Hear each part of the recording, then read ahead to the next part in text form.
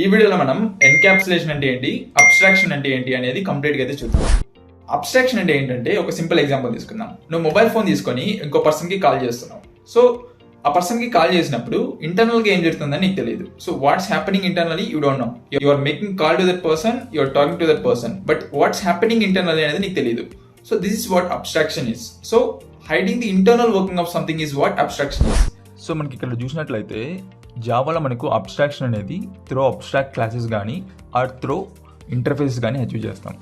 So మనం ఇక్కడ చూసినట్లయితే ఇక్కడ మనకు గీక్స్ అనే అబ్స్ట్రాక్ట్ క్లాస్ అయితే ఉంది. అలాగే మనకి ఇక్కడ 2 అబ్స్ట్రాక్ట్ మెథడ్స్ అయితే ఉన్నాయి, turn on and turn off. ఇక్కడ మనం ఇంప్లిమెంటేషన్ పార్ట్ అనేది డిఫైన్ చేయలేదు. బట్ ఎప్పుడైతే టీవీ రిమోట్ అనేది గీక్స్ని ఎక్స్టెండ్ చేసుకుంటుందో అక్కడ మనం టర్న్ ఆన్ టర్న్ ఆఫ్కి మనం ఇంప్లిమెంటేషన్ పార్ట్ అనేది డిఫైన్ చేస్తున్నాం. సో అలాగే మనకి ఇక్కడ కిందకు వచ్చినట్లయితే టీవీ రిమోట్కి ఆబ్జెక్ట్ క్రియేట్ చేస్తున్నాము, అప్పుడు మనం గీక్స్కి రెఫర్ చేస్తాం. ఎప్పుడైతే నువ్వు రిమోట్ డాట్ టర్న్ ఆన్ మెథడ్ని కాల్ చేస్తావో అప్పుడు గీక్స్లో ఉన్న మెథడ్ని అయితే రెఫర్ చేస్తుంది. సో అలాగే మనం సపోజ్ నువ్వు ఏసీ రిమోట్కి స్విచ్ అవ్వాలనుకుంటే జస్ట్ నువ్వు ఆబ్జెక్ట్ని రీప్లేస్ చేస్తే సరిపోద్ది. నువ్వు ఆన్ టర్న్ ఆఫ్ ఫంక్షనాలిటీ అనేది నువ్వు ఏసీ రిమోట్ క్లాస్లో అయితే డిఫైన్ చేస్తావు. So this is what abstraction. ఇప్పుడు ఎన్క్యాప్సులేషన్ అంటే ఏంటి అనేది చూద్దాం. సో దీనికి నేను ఒక సింపుల్ ఎగ్జాంపుల్ అయితే తీసుకున్నా. సో ఇక్కడ నేను బ్యాంక్ అకౌంట్ ఎగ్జాంపుల్ అయితే తీసుకున్నా. సో దీంతో ఒక వేరియబుల్ అయితే ఉంది బ్యాంక్ బ్యాలెన్స్ అనేది. సో అలాగే మనకు గెటర్స్ అండ్ సెటర్స్ అయితే ఉన్నాయి. సో ఇప్పుడు ఈ బ్యాంక్ బ్యాలెన్స్ ని సెకండ్ పర్సన్ వచ్చేసి డైరెక్ట్ గా అయితే యాక్సెస్ చేసుకోవచ్చు. సో సెకండ్ పర్సన్ వచ్చేసి ఇక్కడ డైరెక్ట్ గా అయితే యాక్సెస్ చేసుకుంటున్నాడు, బట్ ఇలా ఉండకూడదు కదా.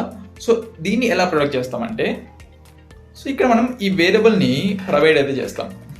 సో ఈ వేరియబుల్ ని ప్రొవైడ్ చేసినప్పుడు ఒకవేళ సెకండ్ పర్సన్ వచ్చేసి ఈ బ్యాంక్ బ్యాలెన్స్ ని యాక్సెస్ చేసుకోవాలంటే యాక్సెస్ చేసుకోలేడు. సో ఇప్పుడు దీన్ని యాక్సెస్ చేసుకోవాలంటే మనం గెటర్స్ అండ్ సెటర్స్ అయితే యూజ్ చేయాలి. సో అదే అనేది ఇప్పుడైతే చూద్దాం. సో నేను ఈఎన్పి డాట్ సెట్ బ్యాలెన్స్ 1000 అయితే సెట్ చేస్తున్నా బ్యాలెన్స్. బట్ ఇప్పుడు యాక్సెస్ చేసుకోవాలంటే ఎలాగ దీన్ని గెట్ బ్యాలెన్స్ అనేది గెట్ బ్యాలెన్స్తో యాక్సెస్ అయితే చేసుకుంటాం. సో ఇప్పుడు దీన్ని రన్ చేసినట్లయితే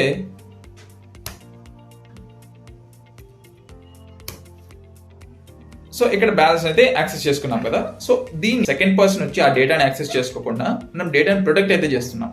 సో దీన్ని ఎన్క్యాప్సులేషన్ అంటారు. ఓకే.